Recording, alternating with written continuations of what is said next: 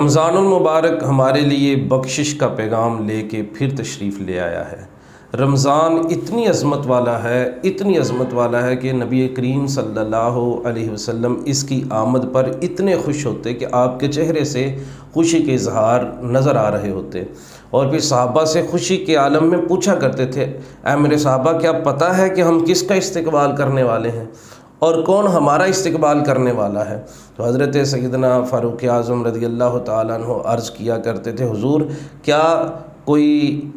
وحی نازل ہونے والی ہے یا پھر کوئی غزوے پہ ہم جا رہے ہیں؟ تو حضور بڑی مسکراہٹ کے ساتھ فرمایا کرتے تھے کہ ہم رمضان کا استقبال کرنے والے، رمضان آ رہا ہے۔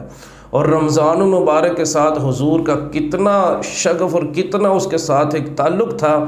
نبی کریم صلی اللہ علیہ وسلم باقاعدہ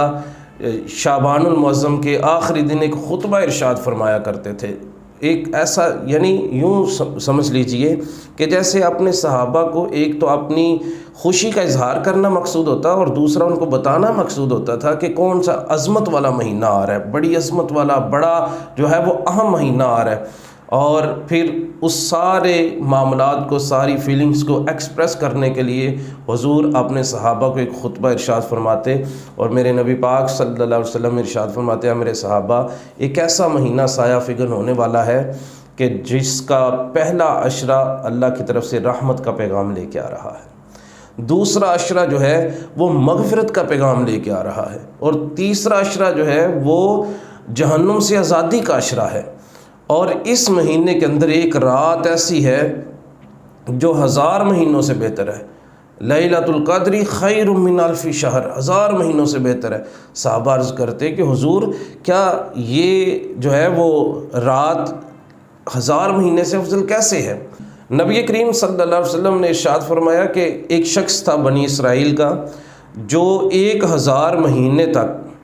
صبح کے وقت روزہ رکھتا اور جہاد کرتا اور ساری رات عبادت میں مصروف رہتا تھا۔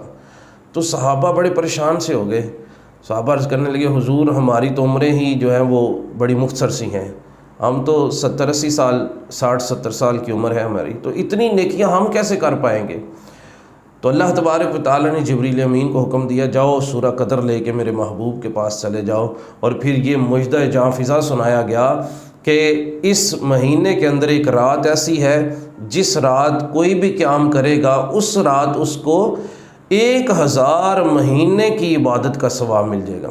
لیلۃ القدر خیر من الف شہر، خیر الف شہر یعنی 1000 مہینے سے بھی بہتر ہے۔ اب بہتری کا جو ہے وہ اپر لیول کیا ہے وہ اللہ تبارک و تعالیٰ ہی جانتا ہے۔ حضور نے فرمایا یہ مہینہ غم خواری کا مہینہ ہے، دوسرے کے دکھ درد بانٹنے کا مہینہ۔ آج بڑا سخت اور کٹھن دور آ گیا ہے، لوگ دکھ کی وجہ سے، پریشانی کی وجہ سے مر جاتے ہیں دنیا سے، مگر ان کا دکھ بٹانے والا کوئی نہیں ہوتا۔ لوگ پریشانیاں اپنے سینے میں لے کے دنیا سے رخصت ہو جاتے ہیں، بیماریاں لے کے چلے جاتے ہیں، مگر آج کوئی دکھ سننے کے لیے تیار ہی نہیں کسی کا۔ نبی کریم صلی اللہ علیہ وسلم نے ارشاد فرمایا کہ میری مسجد نبوی کے اندر اگر کوئی شخص 1 مہینہ اعتکاف کرتا ہے، یہ سارا عمل کتنا اجر والا عمل ہے کہ 1 مہینہ مسجد نبوی کے اندر اعتکاف کرنا بڑا اجر کا عمل ہے، کتنا اجر ملے گا، بے حساب اجر ملے گا۔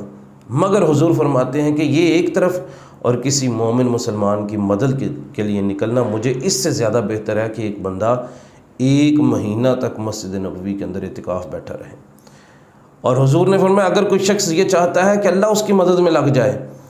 تو پھر نبی پاک صلی اللہ علیہ وسلم فرماتے ہیں تم اپنے مومن مسلمان بھائی کی مدد میں لگ جاؤ، اللہ تمہاری مدد میں لگ جائے گا۔ تو یہ مہینہ غمخواری کا مہینہ ہے، اس مہینے میں ہر کسی کے رزق میں برکت ڈال دی جاتی ہے، ہر کسی کے رزق کو بڑھا دیا جاتا ہے، رزق میں اضافہ ہو جاتا ہے،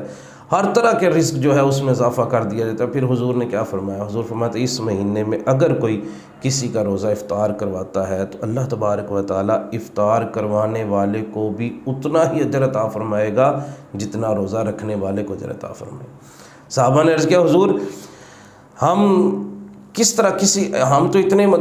وہ مالی طور پہ مستحکم نہیں ہیں، تو ہم کیسے کسی کو کھانا کھلائیں گے، کیسے معاملات؟ تو حضور نے ارشاد فرمایا اگر ایک کھجور کے ساتھ یا پانی کے ایک گھونٹ کے ساتھ یا دودھ کے ایک گھونٹ کے ساتھ بھی کسی کا روزہ افطار کروا دو تو اللہ اتنا ہی اجر عطا فرمائے گا جتنا کہ روزہ رکھنے والے کو اجر عطا فرمائے گا۔ یہ مہینہ نیکیوں کا مہینہ ہے۔ سارا سال ہم نوافل ادا کرتے رہیں، ایک شخص جو ہے وہ 11 مہینے نفل ادا کرتا رہے نا تو نفل نفل ہی رہے گا، نفل کا ثواب جو ہے وہ بڑھے گا نہیں، نفل کا ثواب نفل کے برابر ہی ہے۔ مگر اس مہینے کے اندر اللہ تبارک و تعالیٰ کی طرف سے ایسی رحمت ڈال دی جاتی ہے کہ حضور نے فرمایا اس مہینے میں نفلوں کے ثواب کو فرضوں کے برابر کر دیا جاتا ہے اور فرضوں کے ثواب کو 70 گنا بڑھا دیا جاتا ہے۔ تو اگر اس مہینے میں بھی ہم سستی میں رہیں، اس مہینے میں بھی نیکیاں نہ کما سکیں، اس مہینے میں بھی اپنی بخشش نہ کروا سکیں، آخرت کا خزانہ نہ اکٹھا کر سکیں، تو پھر اس شخص سے بڑا کوئی ناکام اور نامراد شخص کوئی نہیں ہے کہ جو اس مہینے میں بھی اپنے رب کو راضی کرنے میں ناکام رہا۔